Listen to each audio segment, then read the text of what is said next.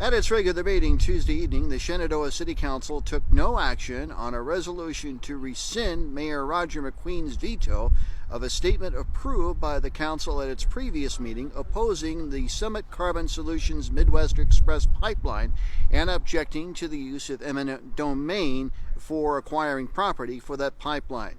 The thing you have to worry about is when you look in the eye of a constituent someday, when this thing ruptures, and there's no water in town, or there's no water because they used it all, or because your wastewater treatment is a disaster, or because somebody literally gets sick or dies, did you do everything you could to at least make sure there were regulations in place to keep your constituents safe? When people sit here and try to tell you that in the back of your mind you've got to be concerned about, your pipelines freezing and flumes killing people, this is a 6-inch line, people. Realize there's 150,000 tons of CO2 emitted from Green Plains every year. It's heavier than air, it goes up, it comes down. Do you know anybody in the last 15 years that's got sick from that?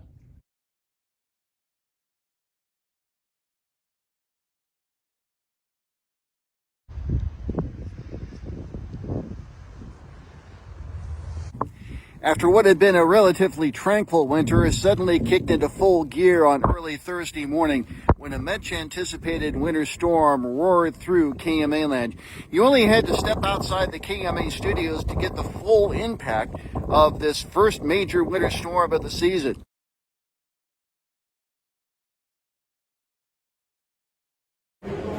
Some of the best lessons in school aren't learned in the classroom. Take, for example, this classroom. It's actually the pool at Clarinda's Lead Recreation Center, and it's the site of a scuba diving class, which is part of the Career Academy programs in the Essex and Hamburg school districts. Perhaps no location in Shenandoah typifies the severe weather that roared through KMA land last night than this residence on Church Street, which took a major hit as far as tree damage is concerned from Friday night's storm. I kind of looked out the window, but you couldn't see a whole lot, except for when the lightning was striking. So I didn't really notice anything was wrong until I got up this morning and I came out here and saw the mess that we have behind me.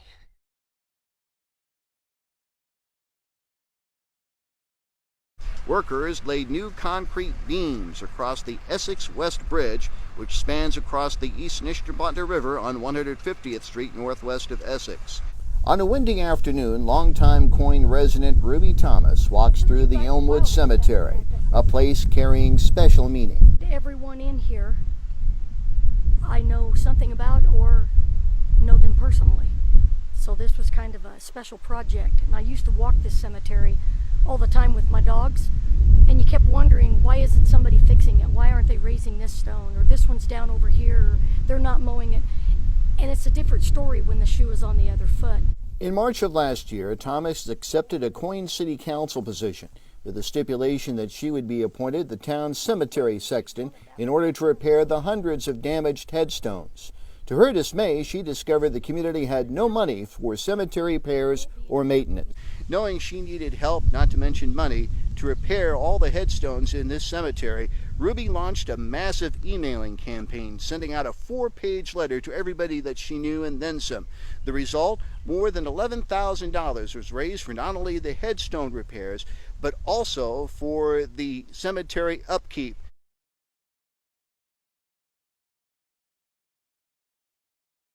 There's nothing like floating down a river on an inner tube on a hot summer day. But these people aren't floating down the Missouri River. They're enjoying the lazy river, just one of the many amenities of Nebraska City's outdoor pool, which recently opened for another season. Since 2016, residents of Nebraska City and surrounding communities have enjoyed the Steinhardt Aquatic Center, a modern facility made possible through the passage of a half-cent sales tax in the November 2014 election.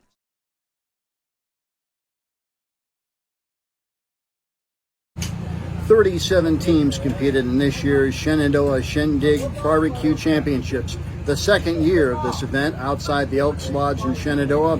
In the end, only one team won the grand championship. Our 2023 grand champion from Graston, Minnesota, Hot Daddy's Barbecue!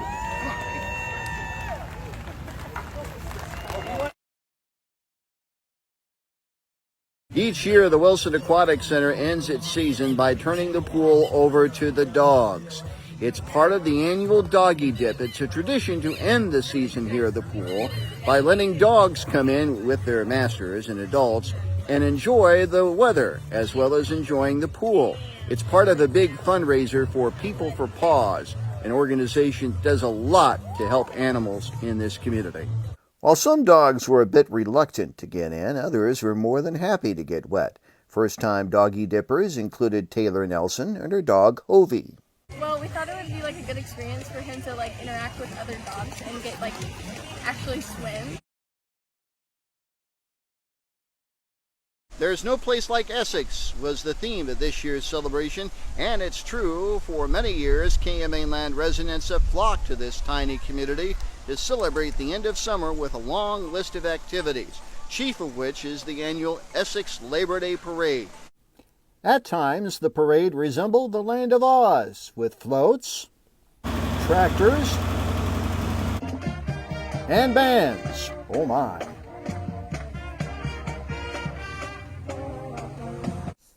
There is Miss Essex, Kirsten Kalkus, and Little Miss Essex, Georgia Dumler. And what was your reaction when you actually won? I was shocked because there was more contestants than there was last year, so I really didn't think there was as much of a chance as last year. Of course, weather is always a factor for every Shenfest parade, but usually the parade goes off amid sunny skies and warm temperatures. Well, the warmth was here today, but the big question was, would the Shenfest parade take place amid rain? As it turned out, nothing would stop the Shenandoah Marching Mustangs from storming Sheridan Avenue. Not a drop fell on parade participants like Miss Shenandoah, Karis Woosley, and Little Miss Shenandoah, Briley Bowers. Still, participants like Shenandoah Mayor Roger McQueen had a right to be nervous about the weather. You know, since we've had to cancel the last two 4th of July parades, it was a concern. You know, we've been watching it the last 2 or 3 days, and we're just got our fingers crossed it's going to hold out and let us get the parade done. In Clarinda, the existing jail has served the county for 87 years. But county officials say declining conditions and state standards necessitate the construction of a modern facility. That's why Chief Jailer Tony Shackelford and other officials offered the public a chance to see the jail's interior and the reasons why the new facility is necessary. From the get-go, the only thing we said we were going to do is we're going to put the information out there and hope to have informed voters and let them make the decision that they're going to make. The Shenandoah Education Association salutes American Education Week by honoring some very special people: the Teacher of the Year, the Support Staff Member of the Year, and the Friend of Education Award recipient. As usual, ceremonies took place at the Shenandoah Middle School Commons before many of the staff and well-wishers on hand for this special occasion. Mace Henson, one of the district's ardent supporters, is this year's Friend of Education Award recipient. Henson says his desire to help the school district comes from wanting to be a difference maker. Because that's the beginning of our community. It's the stronghold. It's the cement. It's the concrete part of our community is our school district. And we need more advocates out in the public. We need more people saying positive things about our school district, saying positive things about our administration, about our teachers, who this school district is so fortunate to have some of the best school teachers I've ever met in my entire life. Preliminary reports indicate the alarm sounded at Acura Healthcare of Shenandoah at 1203 South Elm Street. Shenandoah Police and other agencies assisted in blocking traffic in a perimeter around the facility. Ambulances, along with Shenandoah School District buses and Southwest Iowa Transportation Agency vans, assisted in transporting evacuated residents to a triage at Shenandoah Medical Center. For more than 4 decades, Dr. Jim Klepfel has had his eyes on your eyes, making sure that you can see and taking care of your eyesight. Well, Dr. Klepfel is calling it a career. He's heading toward retirement, and we stopped by here at Eye Care Associates of Southwest Iowa on Sheridan Avenue to talk to him about his career and what he looks forward to in the future.